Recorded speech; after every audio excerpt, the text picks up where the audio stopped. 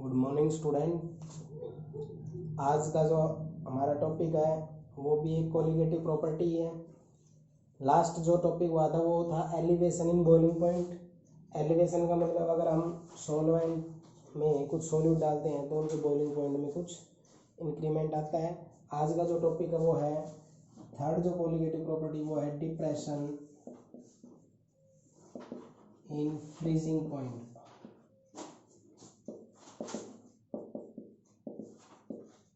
Means freezing point में depression का मतलब होता है लेस।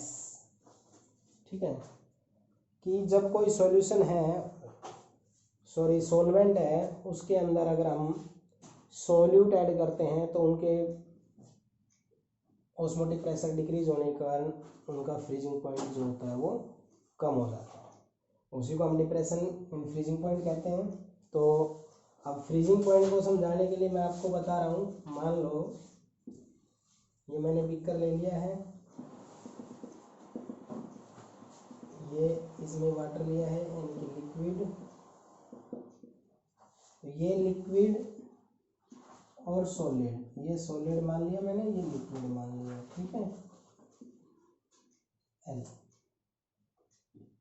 ये दोनों सॉलिड लिक्विड सॉलिड इक्विलिब्रियम जब दोनों में सेटअप हो जाता है तो उस स्टेज को ही हम क्या कहते हैं, फ्रीजिंग कहते हैं। तो फ्रीजिंग पॉइंट क्या हुआ, नॉर्मल डेफिनेशन तो ये होती है वो कोई टेम्परेचर जिस पर कोई भी लिक्विड फ्रीज हो जाता है, लेकिन यहाँ पर वो नहीं लेना, आपने ये लेना है freezing point is the temperature at which vapor pressure of solid and liquid coexist, और लिख सकते हो आप इक्विलिब्रियम। मतलब सॉलिड जो आपके पास है और लिक्विड जो है वो एक ऐसा टेम्परेचर जिस पर इक्विलिब्रियम में हो, या कह सकते हो दोनों के दोनों कोएग्जिस्ट, को का मतलब सेम, यानी दोनों के दोनों सेम हो। क्या सेम हो, वेपर प्रेशर दोनों का। तो उस टेम्परेचर पर वो लिक्विड सॉलिड स्टेट में चला जाएगा, यानी फ्रीज होना स्टार्ट हो जाता है। बात स्टार्ट की है ओवरऑल, जैसे आप आइस देखते हो ना, इतना फ्रीज होने की जरूरत नहीं है। जहाँ पर आइस बनना शुरू हो वाटर की, उस पॉइंट को ही हम क्या कहते हैं, फ्रीजिंग कहते हैं। एक बार दोबारा सुनो, freezing point is the temperature at which vapour pressure of solid and liquid coexist. Solid और लिक्विड का वेपर प्रेशर कोएग्जिस्ट अगर करता है तो हम उसको क्या कहते हैं, फ्रीजिंग पॉइंट। अब ये तो बात थी एक सोलवेंट की बात कर रहे थे। सॉलिड मान लो ये यहाँ पर मैं वाटर की बात कर रहा हूँ, तो वाटर ओनली वाटर की बात कर रहा हूँ। तो ओनली अगर वाटर है तो ये क्या है, सोलवेंट है। अगर हम इसमें सोल्यूट डालेंगे तो कैसे डिप्रेशन होगा, वो आज का टॉपिक है। क्लियर। तो फ्रीजिंग पॉइंट वो टेम्परेचर होता है जिसके ऊपर कोई भी सॉलिड और लिक्विड जो होते हैं उनका वेपर प्रेशर सेम होता है। तो इसके लिए हम एक ग्राफ प्लॉट करेंगे, जैसे हमने एलिवेशन में ग्राफ प्लॉट किया था वेपर प्रेशर और टेम्परेचर के बीच में, ऐसे ही हम आज भी वेपर प्रेशर और टेम्परेचर के बीच में ग्राफ प्लॉट करेंगे। ठीक है, तो वेपर प्रेशर को इसके बीच में करेंगे तो मान लो ये AB है।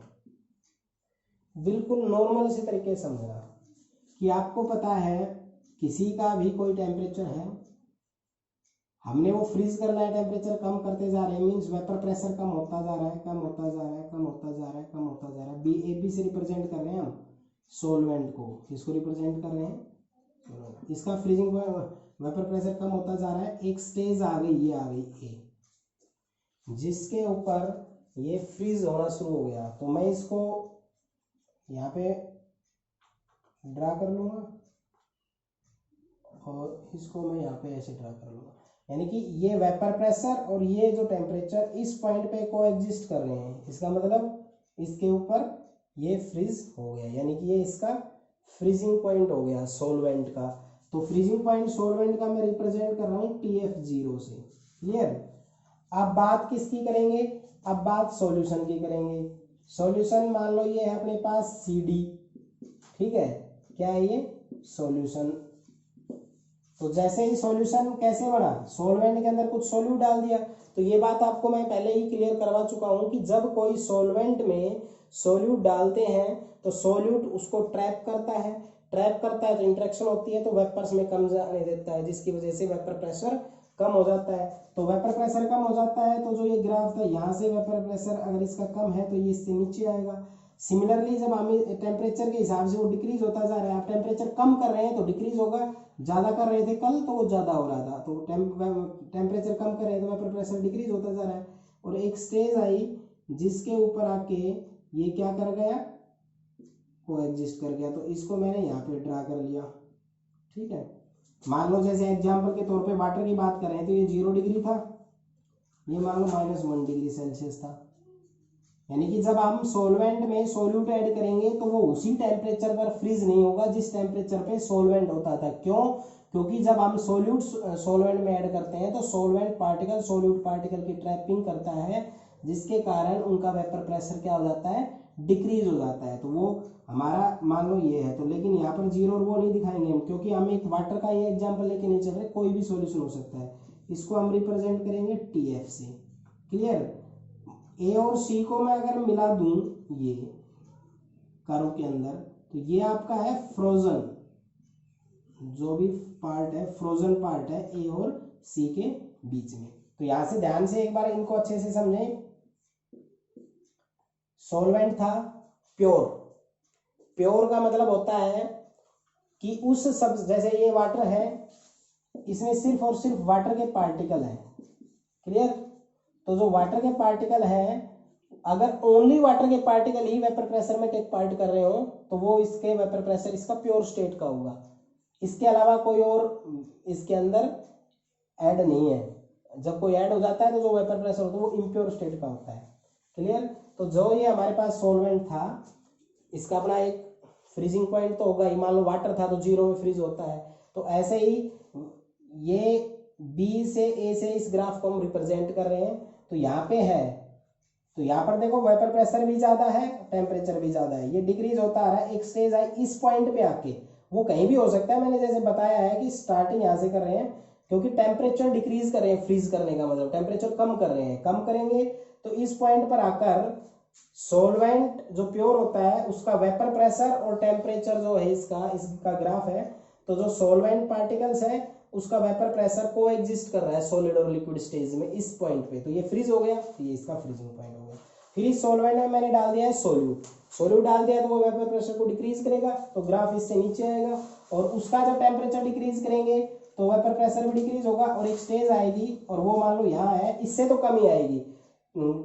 क्योंकि हमने सॉल्यूट ऐड कर दिया, जिसके ऊपर क्या हो जाएगा, ये सॉलिड और लिक्विड स्टेट को एग्जिस्ट कर जाएगा, यानी कि इसका फ्रीजिंग पॉइंट आ जाएगा, उसको रिप्रेजेंट कर रहे हैं TF।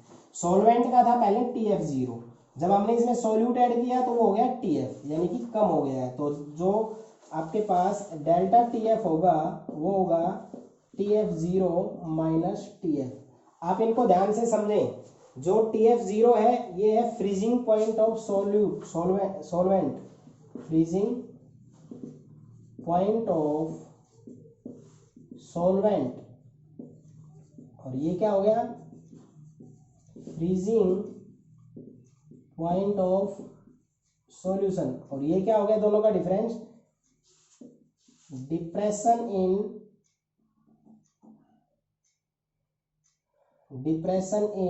फ्रीजिंग पॉइंट,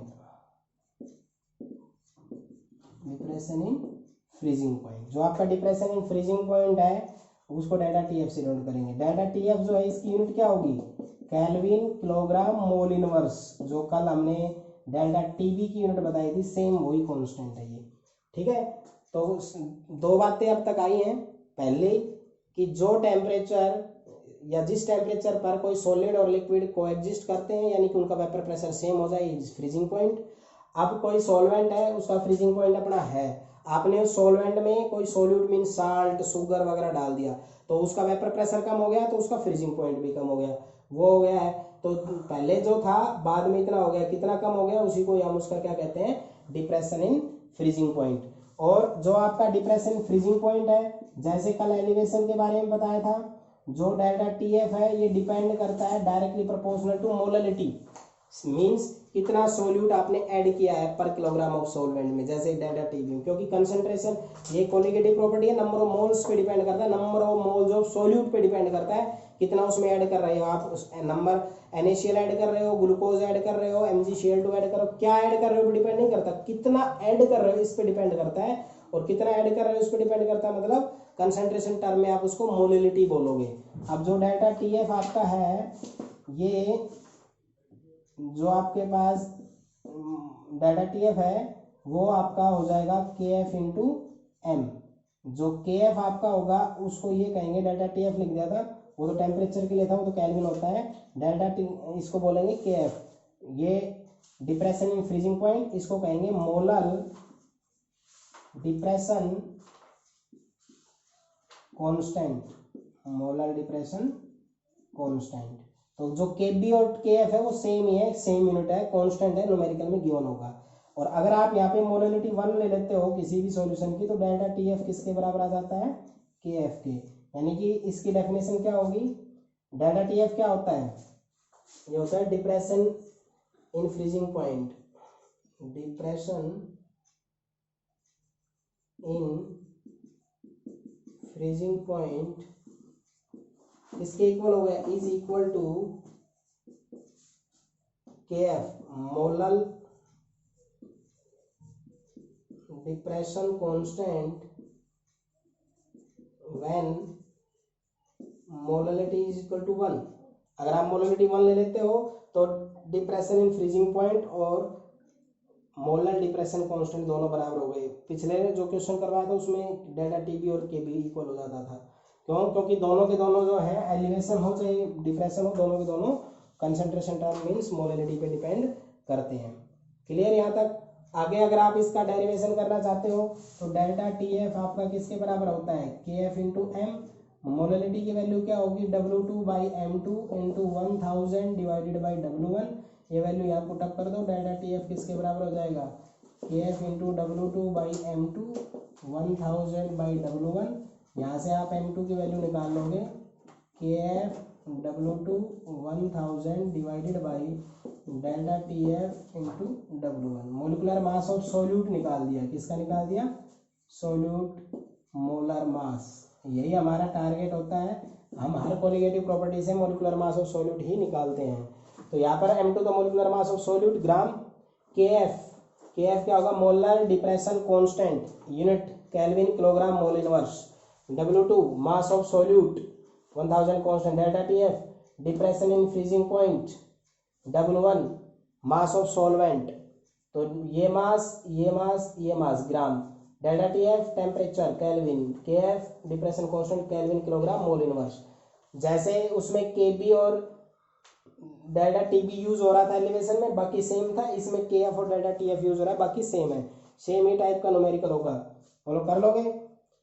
तो आपके पास मोलरिटी पे डिपेंड करता है, KF कांस्टेंट लगता है केल्विन किलोग्राम मोल। मोलरिटी की डेफिनेशन शुरुआत से करते आ रहे हैं, W2 by M2 1000 by W1, उसको हम यहाँ पे पुटअप करते हैं और मोलिकुलर मास ऑफ सॉल्यूट यहाँ से कैलकुलेट कर लेते हैं। ये जो पूरा जो डेरिवेशन है ये डिप्रेशन इन फ्रीजिंग पॉइंट के लिए होता है। 4 पॉइंट्स पे काम होता है इसमें। फर्स्ट, फ्रीजिंग पॉइंट क्या होता है, सेकंड, ग्राफ से कैसे डिक्रीज होता है। डिक्रीज होने का एक रीजन है, सोलवेंट में जब आप सोल्यूट ऐड करते हो तो वो उसके वेपर प्रेशर को डिक्रीज कर देता है।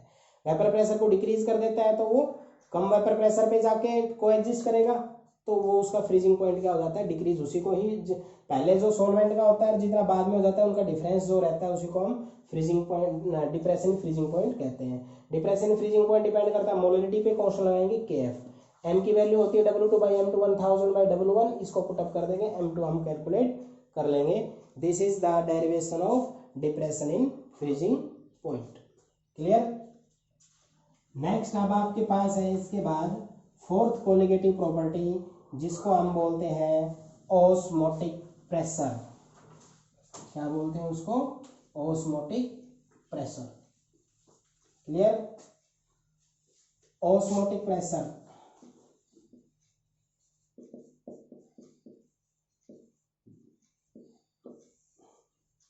ऑस्मोटिक प्रेशर समझने से पहले हमें दो टर्म पढ़नी पड़ेगी, एक ऑस्मोसिस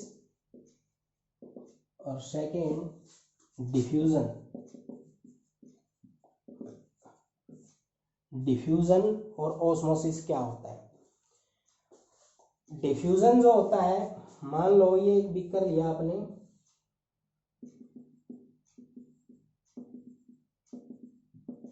इसमें आपने रख दिया है वाटर, क्लियर। इसके अंदर आपने डाल दिया ये पार्टिकल डाल दिया, इसको कह रहे हैं हम CuSO4.5H2O, इसको बोलते हैं हम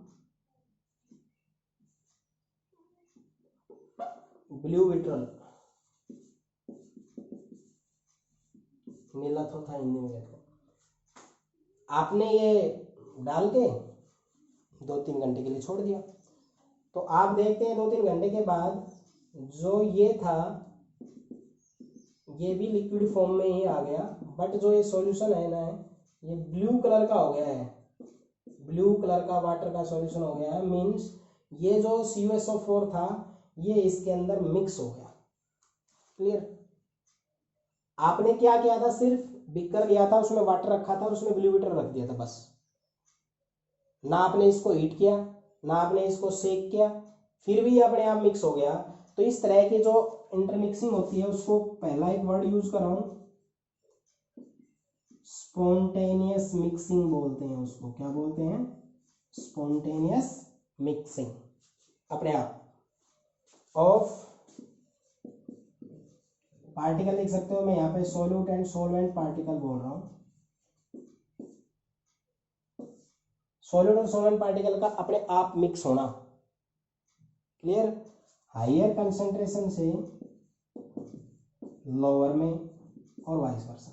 मींस ये था लिक्विड का कि जब कोई दो लिक्विड के पार्टिकल्स, जैसे एक सॉलिड था लिक्विड में डाला तो लिक्विड सॉल्यूशन रहा। गैस का एग्जाम्पल आप डेली करते हो, मान लो कोई स्टूडेंट है वो डिओडोरेंट्स वगैरह लगा के आता है, 2 मिनट के थोड़ी जैसे वो एंट्री करेगा आपको तुरंत पता चल जाएगा स्मेल से या उनके जो भी फ्रेग्रेंस से कि भाई उसके अंदर से आ रही है। क्यों? वो आपके रूम में एंट्री होती है, आपको पता कैसे चल जाता है कि उसके पास वो लगा क्या है, उसकी कंसंट्रेशन है ज़्यादा, हमारे पास आया है तो वहाँ पर कंसंट्रेशन है कम। जैसे वो एंट्री करेगा तो हायर कंसंट्रेशन से लोअर की तरफ मूवमेंट करना शुरू करेगा वो पार्टिकल्स, और हमें उसके फ्रेग्रेंस से पता चल जाएगा कि हाँ भाई वो लगा के आया है। तो वो पार्टिकल्स वो चाहता नहीं है कि मिक्स हो, लेकिन वो पार्टिकल्स अपने आप गैस के अंदर इंटरमिक्स हो रहे हैं, तो वो भी क्या कहलाता है? डिफ्यूजन। यहाँ पर ये ब्लू विट्रोल था, इसकी कंसंट्रेशन कम थी और इसकी कंसंट्रेशन ज़्यादा थी, तो जैसे ही आपने क्या ज़्यादा कंसंट्रेशन और कम कंसंट्रेशन आपस में क्या हो गई?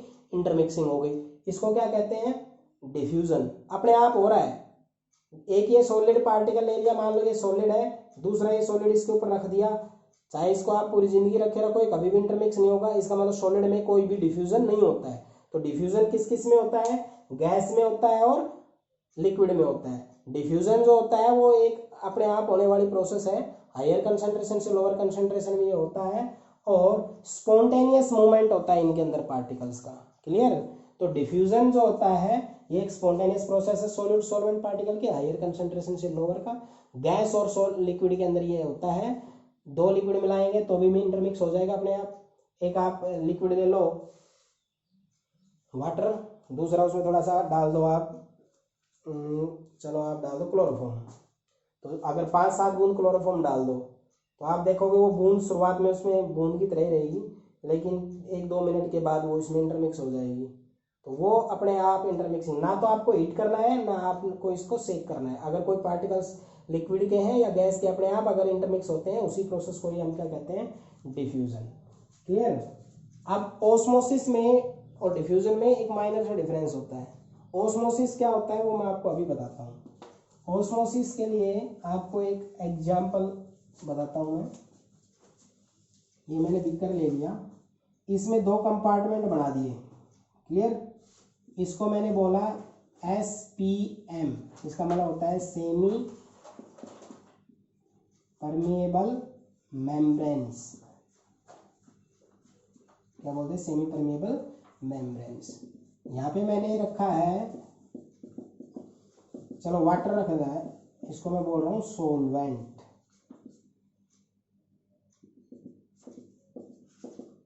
यहाँ पे मैंने रखा है शुगर सॉल्यूशन, वाटर के साथ शुगर सॉल्यूशन। और बीच में एसपीएम लगा दी मैं, अभी कुछ 2 मिनट बाद यह एसपीएम भी समझाऊंगा। बीच में आपने एसपीएम लगाई और इसको आपने एक रात के लिए छोड़ दिया। जैसे ही आप नेक्स्ट डे देखते हैं वाटर का लेवल कम हो जाता है और इसका लेवल ज़्यादा होता है, तो इसका मतलब वाटर के पार्टिकल्स ने मूवमेंट किया इधर।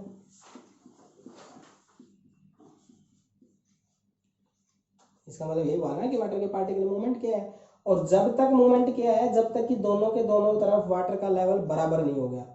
बट इसमें से इस तरफ भी वाटर गए हैं, इसमें से इस तरफ भी वाटर गए हैं, बट इसके अंदर से शुगर के पार्टिकल्स मूवमेंट नहीं कर रहे।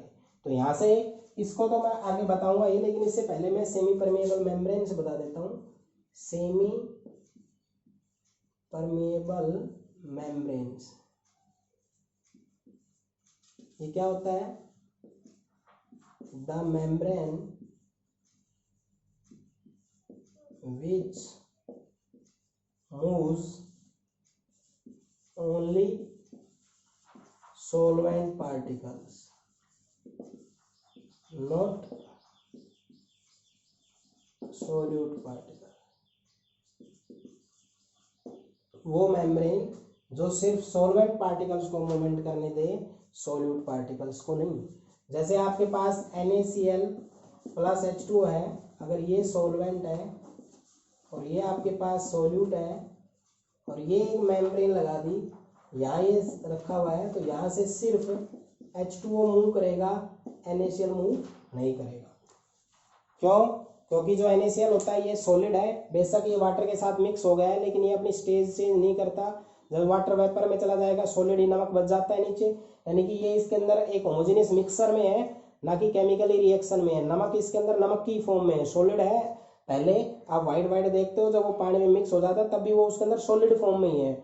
ये मैंने सॉल्यूशन में बताया था डेफिनेशन में। तो NaCl जो आपका है ये पार्टिकल्स बड़े रखेगा, क्योंकि ये सॉलिड है, सॉलिड के पार्टिकल इससे मूव नहीं कर पाएंगे, और सॉल्वेंट के पार्टिकल इसके अंदर से, यानी कि लिक्विड के पार्टिकल इसके अंदर से मूवमेंट कर देंगे। तो इसका मतलब क्या हुआ? अभी जो सेमी परमेएबल मेम्ब्रेन्स होती है, ये वो मेम्ब्रेन्स होती है जो सिर्फ सॉल्वेंट पार्टिकल्स को मूव करने देती है, सॉल्यूट पार्टिकल्स को मूव करने नहीं देती। उसको हम क्या कहते हैं? SPM, शॉर्ट फॉर्म में क्या बोलते हैं? SPM। SPM जो आपके पास होती है ये दो होती है, एक आपकी होती है नेचुरल, दूसरा जो आपका होता है आर्टिफिशियल। ठीक है, इनमें मैं आपके पास ऑस्मोसिस का ये एक प्रकार से डेमोन्स्ट्रेशन भी हो सकता है, और मेम्ब्रेन कैसे काम करती है वो भी बता देता हूँ। ये आपके पास बीकर है, इसमें आपने रख दिया है, जैसे हम चने वगैरह भिगोते हैं ना, एक चने के पार्टिकल्स रखे कुछ, या फिर हमने एग्स वाइट भी रख सकते हो आप, उबाल के अंडे को उसको रख दो। तो मान लो जैसे चने का एग्जांपल या सोयाबीन का एग्जांपल सबसे बेस्ट है। शुरुआत में वो सॉलिड से फॉर्म में होता है, जब उसको लिक्विड में रख दे कुछ टाइम के बाद, 3-4 घंटे के बाद देखोगे आगे वो उसका लेवल थोड़ा सा क्या हो जाता है? बढ़ जाता है। उसके अंदर पानी का, उसके अंदर कंसंट्रेशन कम थी, यहाँ कंसंट्रेशन पानी की ज़्यादा है, उसके अंदर पानी का पार्टिकल्स मूव कर गया और वो थोड़ा स्वेल हो गया। अब इस सोयाबीन के पार्टिकल्स के बीच में यहाँ पे कोई मेम्ब्रेन होती है जो सिर्फ वाटर पार्टिकल्स को जाने देती है। क्लियर? तो जो वाटर पार्टिकल को जाने देती है, जो मेम्ब्रेन इसके अंदर एग्जिस्ट करती है, उसको हम कहते हैं नेचुरल। ये हमारे बॉडी में भी होती है, जो हमारी किडनी होती है उसके अंदर नमक को और इनको प्योरीफाई, हमारे इससे अमोनिया को, यूरिया को शरीर से, ब्लड से अलग करती है, वो भी इसी फिनोमेना पे काम करती है। तो जो प्लांट्स होते हैं, जो एनिमल्स होते हैं, उनके अंदर जो एग्जिस्ट करती है उसको नेचुरल मेम्ब्रेन कहते हैं। पिग ब्लैडर इसका सबसे अच्छा एग्जाम्पल है।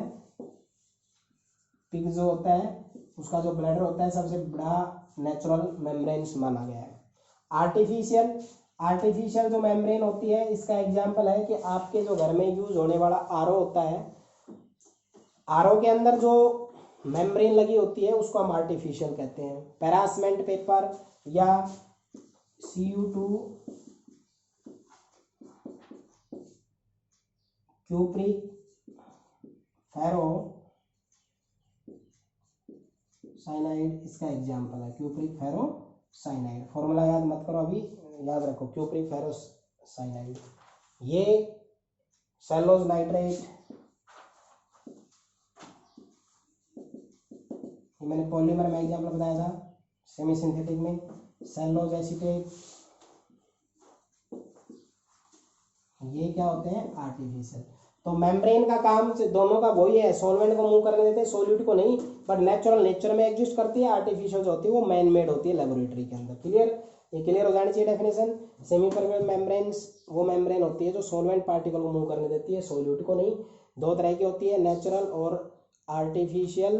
नेचुरल जो आपकी होती है वो नेचर में मिलती है, आर्टिफिशियल जो होती है वो आपके मैन मेड होती है। नेचुरल में पिग ब्लैडर, एनिमल्स में या जो पेड़ पौधे होते हैं उनके अंदर एक लेयर होती है जो पानी का एंट्री एग्जिट होती है, जैसे हमारे बॉडी से पसीना बाहर निकलता है, वो भी हमारे नेचुरल जो आपके पास मेम्ब्रेन होती है उसी के थ्रू होता है। Artificial सेलोज acetate, सेलोज nitrate, cupric ferrocyanide, ये इसका एग्जाम्पल है। तो ये तो हो गए हमारे पास सेमी परमेबल मेम्ब्रेन्स। देखो हमें अभी ऑस्मोसिस में जाना था, हमने इससे पहले आपको डिफ्यूजन बताया है और आपका सेमी परमेबल मेम्ब्रेन्स बताया। अब आपका शुरू होता है ऑस्मोसिस क्या होता है, ठीक है।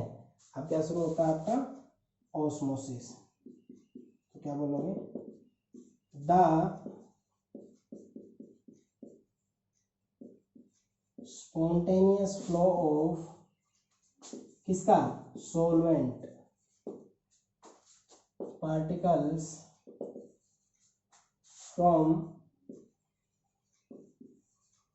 सॉल्वेंट टू द सॉल्यूशन, या क्या कह सकते हो, less concentrated to high concentrated, या क्या कह सकते हो, dilute solution to concentrated solution.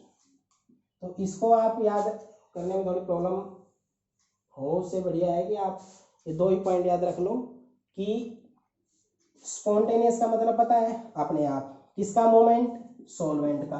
तो ये स्पॉन्टेनियस अपने आप होना और सॉल्वेंट का होना, ये रीजन तो एसपीएम से चलता है। कहां से कहां तक, सॉल्वेंट से सॉल्यूशन की तरफ, या less concentrated to high concentrated की तरफ। इसमें लेस कंसंट्रेटेड का मतलब है कि इसमें सॉल्यूट पार्टिकल्स बहुत कम है, इसके अंदर सॉल्यूट पार्टिकल ज्यादा है।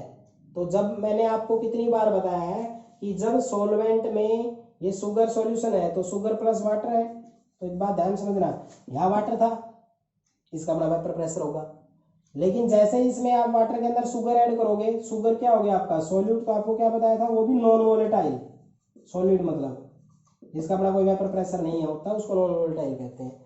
तो जो ये सॉल्यूट जब इसमें ऐड करोगे तो ये इसके वेपर प्रेशर को कम करेगा, तो यहाँ पर वेपर प्रेशर कम हो गया, इसका वेपर प्रेशर ज्यादा हो गया।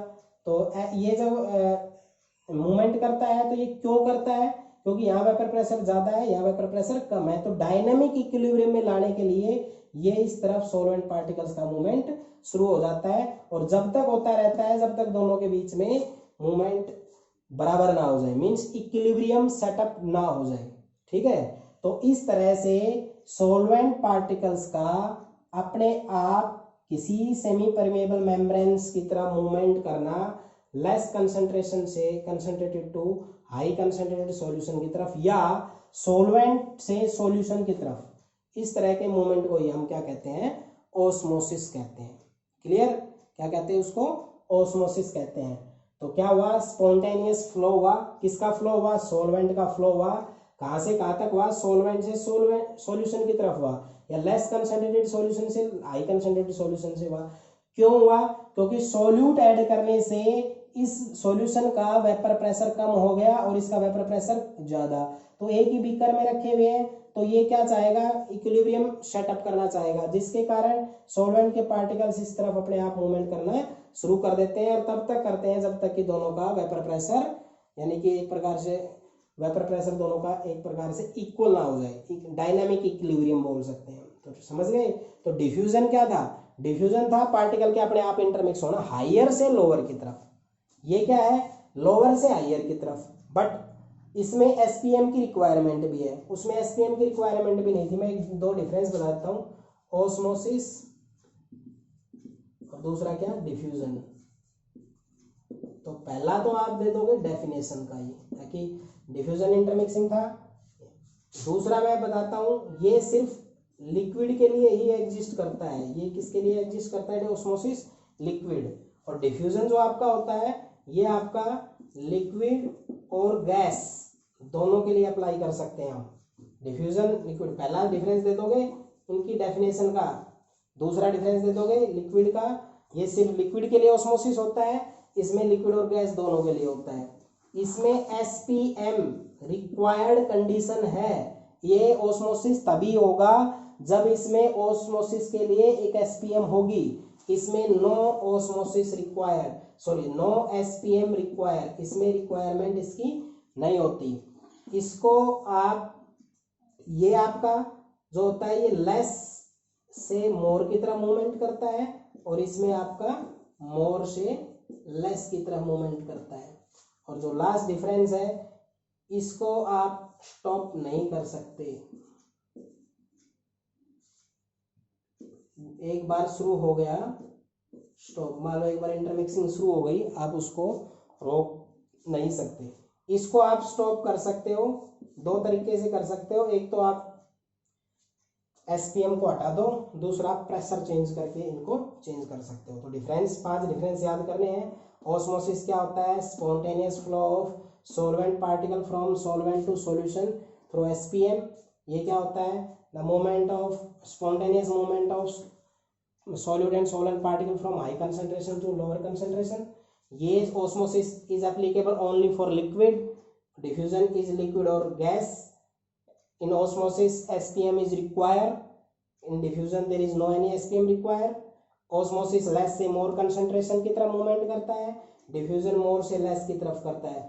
osmosis आपका स्टॉप किया जा सकता है बाय एप्लीकेशन ऑफ प्रेशर या प्रेशर चेंज और SPM चेंज, और इसको आप एक बार स्टार्ट करने के बाद स्टॉप नहीं कर सकते। यहाँ अब तक ऑस्मोसिस क्या है, डिफ्यूजन क्या है, ऑस्मोसिस और डिफ्यूजन में डिफरेंस आया है। लेकिन अभी तक हम ऑस्मोटिक प्रेशर पे नहीं पहुंचे हैं। पहले मैंने डिफ्यूजन बताया, अब मैंने ऑस्मोसिस बताया। अब आपका आता है ऑस्मोटिक प्रेशर क्या होता है। तो ऑस्मोटिक प्रेशर आया है ऑस्मोसिस से, तो क्या बोलोगे? The minimum excess pressure, the minimum access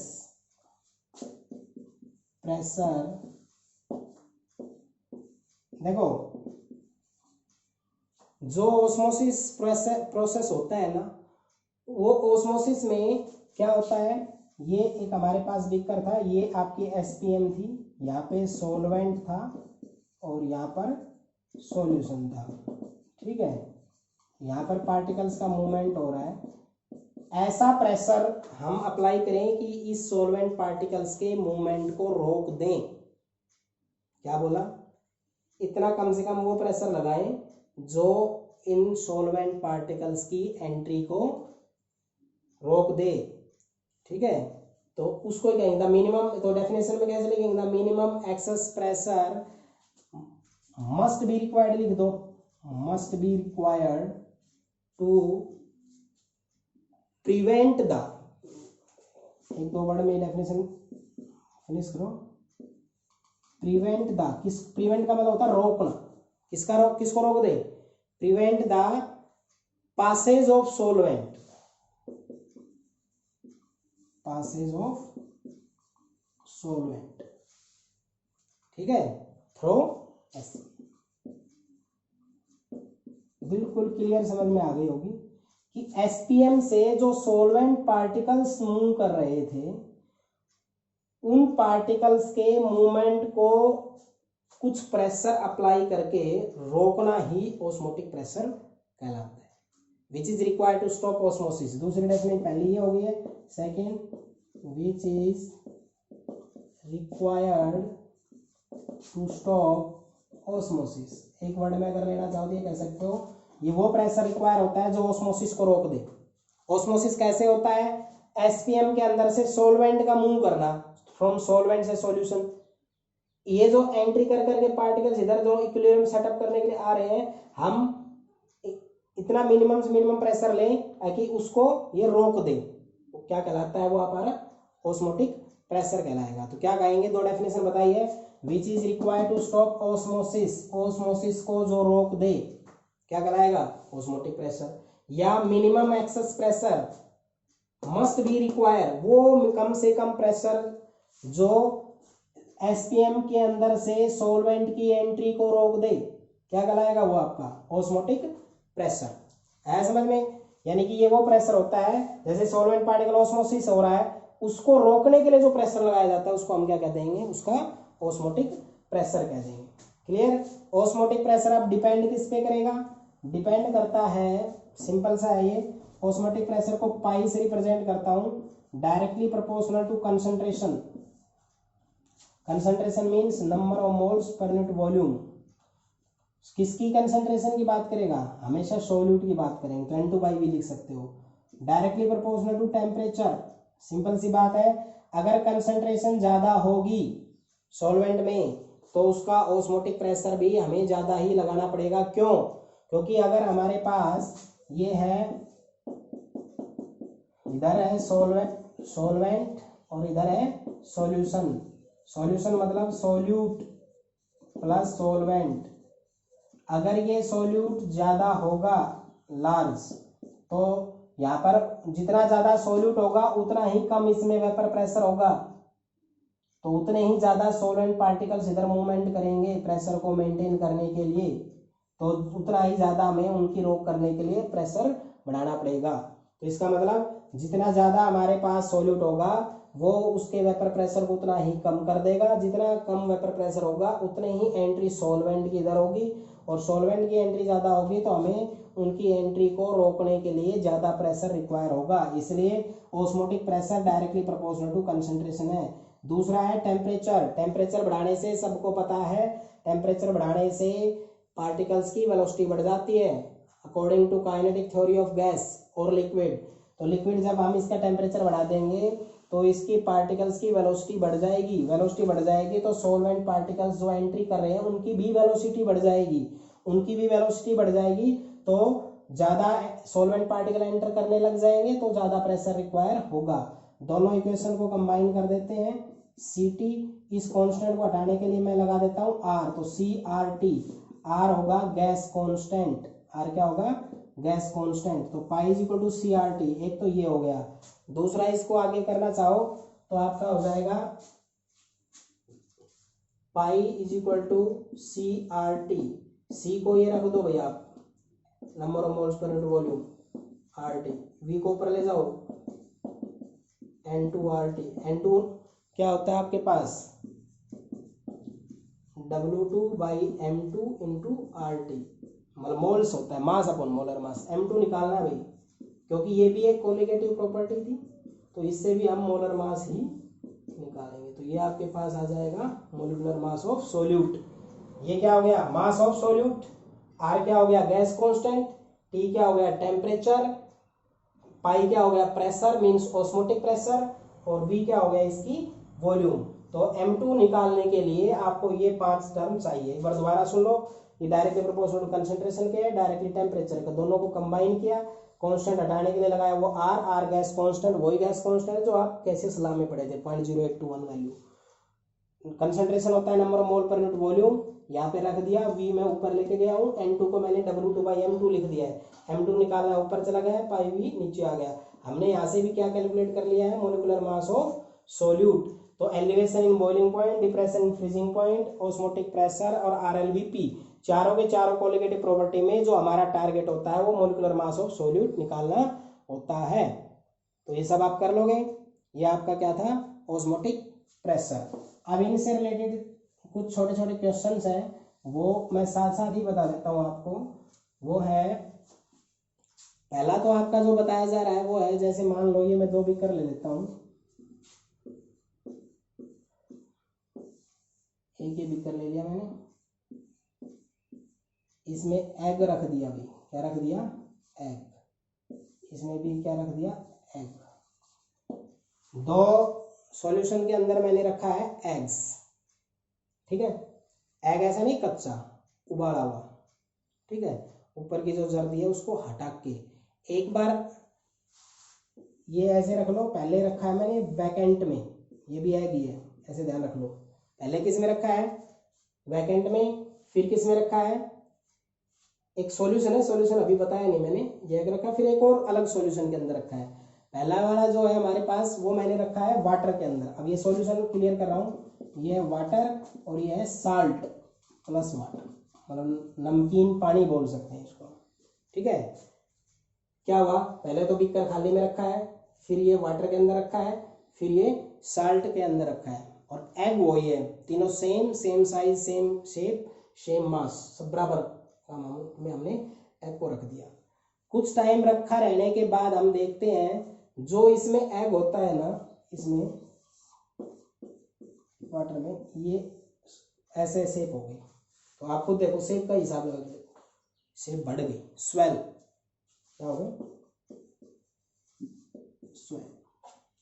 इसमें जब हमने रखा तो वो आपके पास जो सॉल्यूशन बना है ना, वो हमने देखा कि ये छोटा हो गया, मैंने श्रिंक, क्या हो गया, श्रिंक। तो ये क्या हुआ, है तो ये ओस्मोसिस ही, क्योंकि वाटर के अंदर रखा है, ये इसमें वाटर में रखा है, तो सीधी सी बात है, वाटर इनसाइड द एसपीएम, जो इसकी नेचुरल एसपीएम है वो इसके इनसाइड गया है, तो उसकी वजह से इसका कंसंट्रेशन ज़्यादा होके क्या हो गया, स्वेल आउट हो गया। उसके अंदर से जब हमने साल्ट रखा है तो इसके अंदर से आउट हुआ है, ठीक है।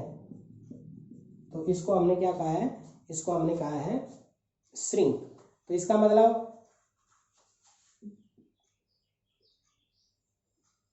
ये बात ध्यान कैसे रखनी है, अगर इस अंडे के अंदर वाटर का कंसंट्रेशन कम है और बाहर कंसंट्रेशन ज्यादा है, तो वो वाटर इनसाइड जाएगा, और जिससे उसको क्या कहेंगे हम, वो कहेंगे स्वेल करना।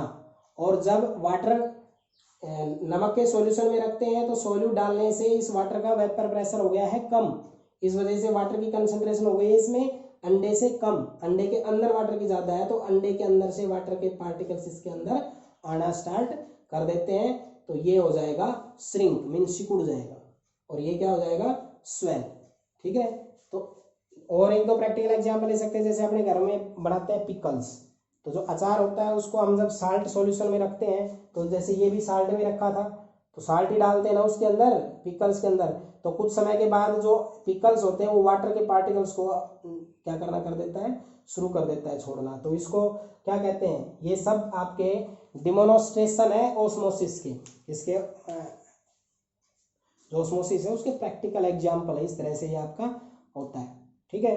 अब मैं आपको 3-4 छोटे छोटे पॉइंट्स और बताता हूँ जो इनमें यूज होते हैं। पहला जो आपके पास है वो है हाइपरटोनिक सॉल्यूशन। क्या होता है, तो सारे बच्चे इसको अच्छे से ध्यान रखना, हाइपरटोनिक सॉल्यूशन। पहले मैं हाइपरटोनिक लिखवाऊंगा कंप्लीट, इसके बारे में 3-4 पॉइंट्स लिखवाने हैं। जो ऑस्मोटिक प्रेशर होता है, इसमें पहला पॉइंट क्या लिखोगे, ऑस्मोटिक प्रेशर,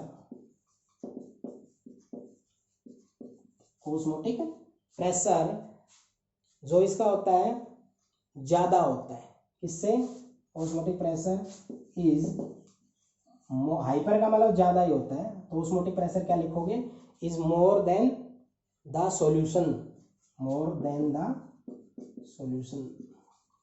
क्लियर हुआ, पहला पॉइंट याद रखना है, जब भी हाइपरटोनिक सॉल्यूशन के बारे में कोई भी बात आए तो आप क्या कहोगे कि उसका ऑस्मोटिक प्रेशर ज्यादा है, ठीक है, या ये कह सकते हो वो मोर कंसंट्रेटेड है, क्या है, मोर कंसंट्रेटेड, ठीक है।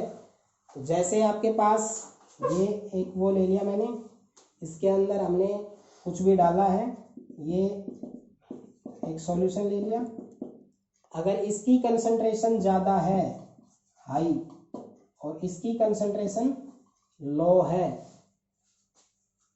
यानी कि एक प्रकार से आपका ऑस्मोटिक प्रेशर क्या हो गया, लो, तो ये स्वेल होगा, क्या होगा, स्वेल। ये होता है आपका हाइपरटोनिक सॉल्यूशन का, समझ गए, ये 3 पॉइंट्स याद रखेंगे आप। पहला, osmotic pressure is more than the solution, hypertonic solution जो भी आपका आएगा उसका ऑस्मोटिक प्रेशर सॉल्यूशन जो हमारा नॉर्मल होता है उससे ज्यादा होता है, हाइपर का मतलब ज्यादा, ऐसे याद रखो, कंसंट्रेशन उसकी ज्यादा है। दूसरा, अगर यहाँ पर कंसंट्रेशन कम है, यहाँ पर इसकी ज़्यादा है, ये कंडीशन बनेगी तो जो ये पार्टिकल्स है वो स्वेल होगा। जैसे मैंने एग को वाटर में रखा था तो एग स्वेल आउट हो गया था, तो उसको हमने क्या बोला था, हाइपरटोनिक सॉल्यूशन। क्लियर। दूसरा आता है हाइपोटोनिक।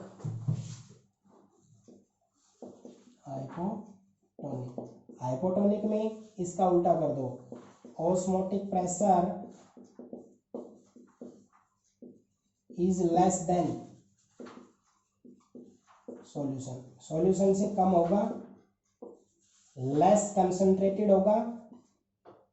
तीसरा, जब आप इसके अंदर उसको रखोगे तो यहाँ पे कंसंट्रेशन लो होगी और बाहर कंसंट्रेशन ज़्यादा होगी। इसके कारण क्या होगा, ये हो जाएगा श्रिंक। क्या हो जाएगा, श्रिंक। इस प्रोसेस को बोलते हैं हेमोलिसिस। क्या बोलते हैं, हेमोलिसिस। और इसको बोलते हैं प्लाज्मोसिस। क्लियर। ये इसका स्क्रीनशॉट ले ले, अच्छे से इसको ध्यान रखें। और मैं अब आपको एक छोटा सा एग्जांपल लेके बताता हूँ ब्लड का, और एक छोटा सा डेफिनेशन है वो बताता हूँ। देखो, इसमें इसको हेमोलिसिस कहते हैं स्वेल होने को, और श्रिंक होने को प्लाज्मोसिस कहते हैं। ऑस्मोटिक प्रेशर इसमें ज़्यादा होता है, इसमें osmotic pressure is more than the solution. इसका ऑस्मोटिक प्रेशर इस सॉल्यूशन से ज़्यादा होगा, इसमें कम होगा। इसमें कंसंट्रेटेड ज़्यादा हो गया, सिंपल सी बात है, इसमें कम हो गया। ये श्रिंक होगा, वो स्वेल होगा। स्वेल होने को हेमोलिसिस बोलते हैं, और स्वेल श्रिंक होने को यानी छोटा होने को क्या बोलते हैं, प्लाज्मोसिस बोलते हैं। आमतौर पे आप लोगों ने सुना, ऐसे बोला जाता है ना कि भाई अंडे को बोतल में डाल दो, तो बोतल में कैसे डाला जाता है, एग को सबसे पहले हम लेकर एसिटिक एसिड में डाल देते हैं, यानी वो एक साल्ट सॉल्यूशन है, तो वो हो जाएगा छोटा, श्रिंक हो जाएगा। फिर हम उसको उठा के जो हमारे पास बोतल है उसमें डाल देते हैं।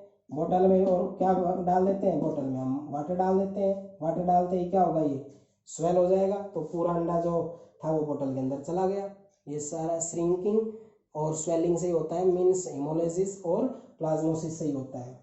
अब अगला एक छोटी सी डेफिनेशन है जिसको हम बोलते हैं isotonic solution. Two solution is said to be isotonic if their osmotic pressure is same। अगर कोई दो सॉल्यूशन है वो आइसोटोनिक है तो इसका मतलब उन दोनों का ऑस्मोटिक प्रेशर क्या होना चाहिए, same. Osmotic pressure of first solution, osmotic pressure of second solution, अगर ये बराबर है तो हम उसको क्या कहेंगे, आइसोटोनिक। आइसो का मतलब क्या होता है, सेम। इसी तरह के आइसोटोनिक सॉल्यूशन का मैं एग्जांपल लेके बताता हूँ आपको, ये पेपर में भी आता है कई बार। जैसे आरबीसी जो आपका होता है, रेड ब्लड सेल, क्या आरबीसी जो आपकी रेड ब्लड सेल होती है, ये इज आइसोटोनिक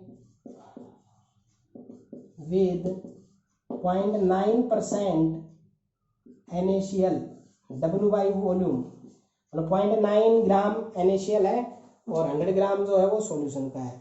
ठीक है, ये एक आइसोटोनिक सॉल्यूशन बना के आरबीसी जो होती है वो हमारे बॉडी के अंदर इंजेक्ट की जाती है। मान लो किसी को खून की आवश्यकता है, आरबीसी देना है, तो मान लो मैं डोनेट करना चाहता हूँ, तो मैं डोनेट कर रहा हूँ, तो वो ऐसा नहीं है सीधा लेके डाल देते, नहीं, वो जो एक लिक्विड आता है उसमें 0.9% NaCl का आइसोटोनिक सॉल्यूशन लेते हैं, W/W का, इसका और इस आरबीसी का दोनों का ऑस्मोटिक प्रेशर सेम करके उसमें पैक किया जाता है। अब होता क्या है, अगर आप लेस देन कर दो, less than 0.9% NaCl W by volume, इससे अगर लेस देन कर देते हो तो इस सॉल्यूशन को क्या कहेंगे, लेस हो रहा है, लेस का मतलब हाइपोटोनिक। हाइपोटोनिक सॉल्यूशन क्या बोलेंगे, हाइपोटोनिक। तो हाइपोटोनिक में क्या हो जाएगा, स्वेल, यानी कि वही प्लाज्मोसिस। ठीक है। दूसरा, मोर देन 0.9% NaCl W/V, तो क्या हो जाएगा, ये ज्यादा हो रहा है तो हाइपरटोनिक। हाइपरटोनिक हो तो क्या हो जाएगा, श्रिंक। यानी कि ये जो आपके पास स्वेल हो जाता है और ये श्रिंक हो जाता है, तो इसलिए हमें इस पे ही रखना पड़ता है। ये दोनों अनयूज हो जाते हैं, ये अब इस आरबीसी को आप यूज नहीं कर सकते। अगर इसमें आरबीसी मिक्स करके इससे ज़्यादा में लेस में कर दिया तो वो स्वेल हो जाएगी, आरबीसी की जो शेप गोल होती है ना वो बड़ी हो जाएगी, और इसमें वो श्रिंक हो जाएगी। तो इससे बचने के लिए ही हम उसको आरबीसी के सॉल्यूशन को आइसोटोनिक करते हैं 0.9% NaCl के साथ। तो हाइपरटोनिक में रखेंगे तो वो श्रिंक हो जाएगा, हाइपोटोनिक में रखेंगे तो वो स्वेल हो जाएगा। ठीक है, तो यहीं से आपका कोलिगेटिव प्रॉपर्टी जो है वो खत्म होता है। कल हम जो कोलिगेटिव प्रॉपर्टी लास्ट के 2 बचे हैं और जो पहले वाली भी थी उनके ऊपर मैं 20 न्यूमेरिकल की प्रैक्टिस करवाऊंगा जो एनसीईआरटी से होंगे, और कंप्लीट सॉल्यूशन आपका इनका करवाया जाएगा। ठीक है, और इसके बाद एक असाइनमेंट दिया जाएगा, उसको आपको सॉल्व